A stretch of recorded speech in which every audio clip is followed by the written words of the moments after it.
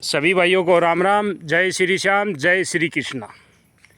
मेरे हाथ में जो आप देख रहे हो ये है मोर पंख, जिसको चंदा बोलते हैं।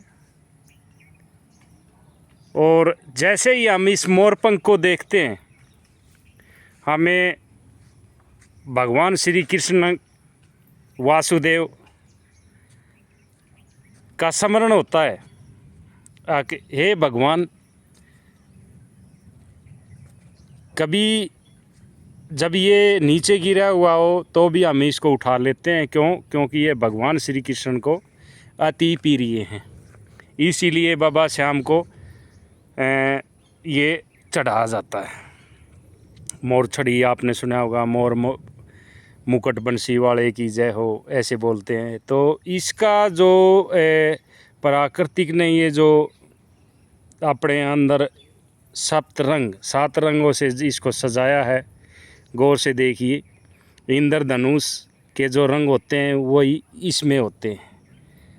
ऊपर के जब रंग देखेंगे अलग होते हैं, बीच के अलग होते हैं और अंदरूनी अलग होते हैं जब आप इसके थोड़े बारीकी से जब गौर करते हैं। तो हम सबको पता है कि ये भाई जब हमको दिखाई देता है कि ये कृष्ण भगवान के लिए अति प्रिय है। श्री विष्णु जी के अवतारी कृष्ण भगवान राम भी थे, लेकिन राम को ये चंदा क्यों नहीं चढ़ाया जाता? सिर्फ कृष्ण भगवान को ही क्यों चढ़ाया जाता है? इसके पीछे का बहुत लंबा आपको एक कारण बता रहा हूँ आज।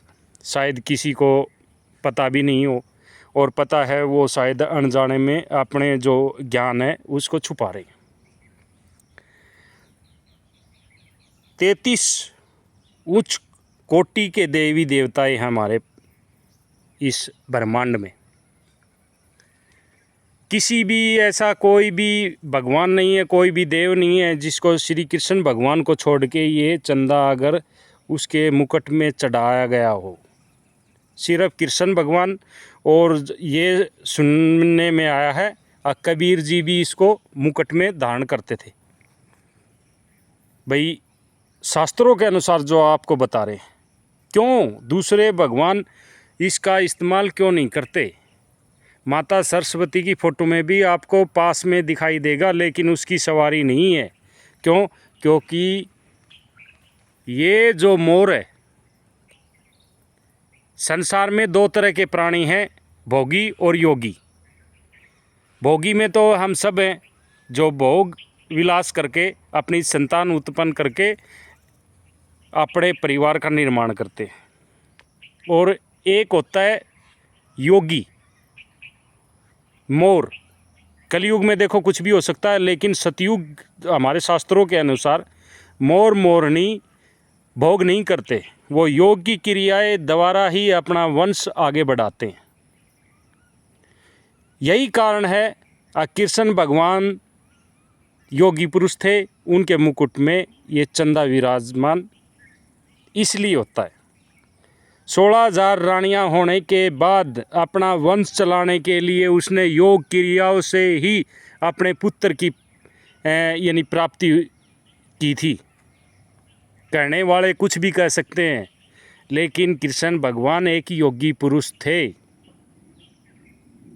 योग के द्वारा ही आपकी नींद को पूर्ण करना, योग के द्वारा ही अपने शरीर को एक स्थान से दूसरे स्थान पर ले जाना, ये सब योग की ही क्रियाएं हैं। 64 कलाएं संपन्न श्री कृष्ण भगवान ही थे। फिर सुन लेना, ऐसा इस सृष्टि पे ऐसा पुरुष कोई भी नहीं है जिसमें 64 कलाएं हो। योग, खेल, क्रीड़ा, पढ़ाई, देह त्यागना, ये सब योग की ही क्रियाएं हैं। कुंडलिनी जागृत करना, ये भी योग की क्रियाएं हैं। इस संसार का सोते हुए देह त्याग कर भ्रमण करना ही योग की क्रियाएं हैं। एक दूसरे के मन को विचारना। आदमी कहीं बैठा है, अब घरवाली कहीं है, पुरुष कहीं है, अब चोट पुरुष को लगेगी तो घरवाली को एहसास हो जाएगा अगर सच्चा प्रेम है तो कुछ ना कुछ संकट है। वो योग की ही एक क्रिया है। वो 64 जो कलाएं हैं उनमें से ही एक कला है जो आप उन कलाओं में से 5, 10, 15, 20 जो भी तैरना, काम करना, अब जैसे श्रमिक का काम करना है, चिनाई का काम करना, ये भी एक योग की क्रिया है। तैराक करना ये भी एक योग की क्रियाएं हैं। भोजन कम करना, योग के द्वारा अपने इंद्रियों को, मन को, इनको सबको काबू करना, ये योग की ही क्रियाएं हैं।